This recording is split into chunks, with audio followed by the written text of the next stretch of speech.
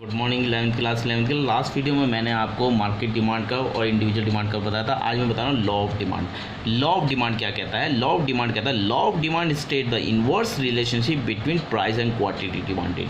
कहने का मतलब ये है कि प्राइस और डिमांड के जो होती है क्वांटिटी, डिमांड की क्वांटिटी में एक दूसरे के बीच विपरीत रिलेशनशिप होता है। कहने का प्राइस अगर बढ़ेगा तो डिमांड बढ़ जाएगी, कम हो जाएगी, और प्राइस अगर बढ़ेगा तो डिमांड कम हो जाएगी, प्राइस कम होगा तो डिमांड बढ़ जाएगी। फॉर एग्जांपल आपका प्राइस देखिए 5 4 3 2 1 है और डिमांड कितनी, क्वांटिटी ऑफ डिमांड कितनी है 1 2 3, देखो बढ़ती जा रही है और प्राइस कम होता जा रहा है। प्राइस कम होता जा रहा है, क्वांटिटी ऑफ डिमांड बढ़ती जा रही है। तो इस तरह से हमारा एक कर्व बना, ये प्राइस ये क्वांटिटी। हमारे 5 रुपये प्राइस था तो क्वांटिटी कितनी डिमांड थी 1, फिर 4 हुआ, फिर 2, फिर 3 हुआ, 2। इस तरह से क्वांटिटी ऑफ डिमांड बढ़ती चलेगी और प्राइस कम होता चलेगा। ये कर्व हमारा बन जाता है। तो लॉ ऑफ डिमांड आपको समझ में आ गया। लॉ ऑफ डिमांड क्या कहता है? अगर प्राइस सारी चीज़ें कांस्टेंट हो, यानी डिमांड के सारे फैक्टर कांस्टेंट हो। फैक्टर कौन कौन से?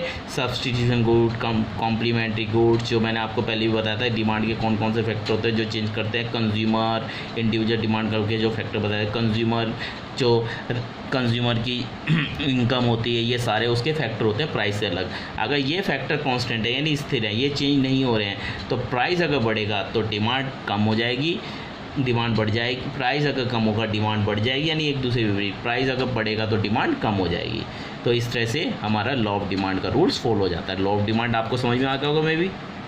अब आइए movement of along the demand curve. Demand curve कैसे चेंज होता है? तो डिमांड कर्व चेंज क्या होता है उसके बारे में।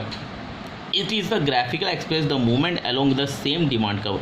हम इसे ग्राफिकल पोर्शन में शो करेंगे कि किस तरह से डिमांड कर्व में चेंजिंग आती है। डिमांड कर्व में जो चेंजिंग आती है दो तरह से आती है। एक तो expansion in demand and contraction in demand. Expansion in demand और कॉन्ट्रैक्शन इन डिमांड क्या होता है उसके बारे में हम समझेंगे।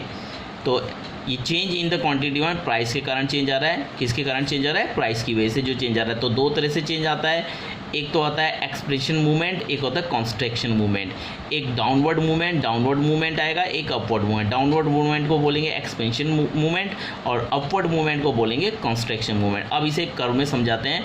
डाउनवर्ड मूवमेंट को बोलेंगे कौन सा मूवमेंट को बोलेंगे? एक्सपेंशन मूवमेंट, और अपवर्ड मूवमेंट को बोलेंगे कॉन्ट्रैक्शन मूवमेंट।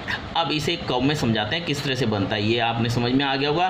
प्राइस के चेंज आने के कारण क्या क्या मूवमेंट बनती है तो वो बता दिए। एक तो एक्सपेंशंस और एक कॉन्ट्रैक्शन। और एक्सपेंशन कॉन्ट्रैक्शन के बारे में समझेंगे। एक्सपेंशन मूवमेंट हमें कहती है अगर प्राइस कम होगा तो डिमांड, क्वांटिटी और डिमांड बढ़ जाएगी। अगर प्राइस कम हो जाएगा तो क्वांटिटी डिमांड बढ़ जाएगी। क्या होगा? Expansion demand refer to rise to quantity demand बढ़ेगी due to falls in price of commodity. Price of commodity के कम होने पर। ये एक कर्व बनाया हमने। ये देखिए, ये हमारा प्राइस है और ये हमारी क्वांटिटी है। यहाँ देखिए ये प्राइस बढ़ा हुआ था, ये प्राइस बढ़ा हुआ था और डिमांड हमारी यहाँ तक थी। कहाँ तक थी? 100 तक। प्राइस हमारी 20 था तो डिमांड कितनी थी? 100। अब प्राइस हमारा 15 हो गया तो डिमांड देखिए डॉट डॉट पॉइंट में डिमांड बढ़ गई, 150 हो गई।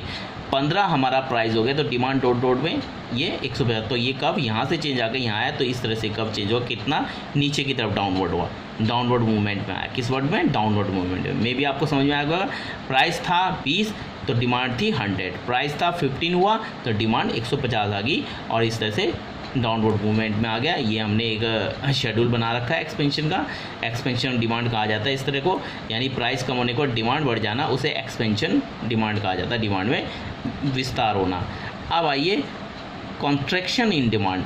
कॉन्ट्रैक्शन इन डिमांड कहता है कि refer to falls in quantity demand बढ़ेगी due to rise to price, यानी प्राइस बढ़ने पर, प्राइस के बढ़ने पर डिमांड में कमी आ जाएगी। डिमांड में कमी आ जाएगी। तो यहाँ देखिए 20 रुपये प्राइस था, डिमांड 100 थी। 25 रुपये प्राइस हो गया, डिमांड कम हो गई, 70 हो गई। तो इस तरह से हमने बनाया। ये देखिए 25 रुपये प्राइस में डिमांड थी हमारी 70। 25 रुपये प्राइस में डिमांड थी 70। ये बढ़ोतरी है। पहले हम जो बोल्ड है उसे देखेंगे। 20 रुपये प्राइस थी, डिमांड थी 100। 20 रुपये प्राइस थी, डिमांड थी 100। अब डॉट डॉट वाले में देखिए, अब प्राइस कितना हो गया? 25। प्राइस कितना हो गया? 25। प्राइस बढ़ गया तो डिमांड कम होगी। प्राइस बढ़ गया, डिमांड हो गई। तो डॉट डॉट में अब वो अपवर्ड मूवमेंट में जा रहा है। कहाँ जा रहा है? अपवर्ड मूवमेंट है, ये जा रहा है, चला गया हमारा, क्योंकि हमारा प्राइस क्या है?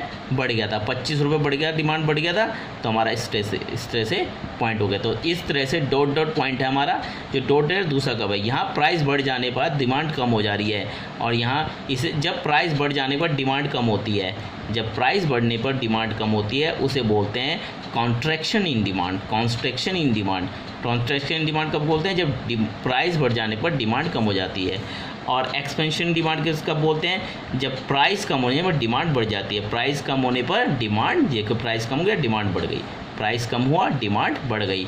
और हमारा कॉन्स्ट्रक्शन डिमांड क्या कहता है कि प्राइस बढ़ जाने पर डिमांड कम हो जाती है, प्राइस बढ़ जाने डिमांड कम हो जाती है। देखिए पहले 20 था तो क्वांटिटी कितना था हमारा, डिमांड 100, अब कितना हो गया 25, तो क्वांटिटी डिमांड कितना हो गया 70। तो इस तरह से हो गया। क्लियर हो गया होगा, मे बी मूवमेंट आपको समझ में आ गई। मूवमेंट दो तरह से होगी, एक तो एक्सपेंशन इन डिमांड, एक कॉन्स्ट्रक्शन इन डिमांड। अब आइए शिफ्ट इन डिमांड कब, डिमांड कब शिफ्ट कब होता है, डिमांड कब शिफ्ट कैसे होता है।